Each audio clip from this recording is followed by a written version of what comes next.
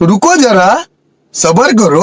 बोला धक्का बुक्की नहीं करने का। अगर हमें जान जाओगे तो हमारे उसूलों का तुम पर एक दावा रह जाएगा कि जिस दिन हमें समझ जाओगे हमारे उसूलों का तुम पर एक दावा रह जाएगा। और डर ये नहीं कि हार जाएंगे, दोस्त अगर कोशिश नहीं की तो पछतावा रह जाएगा।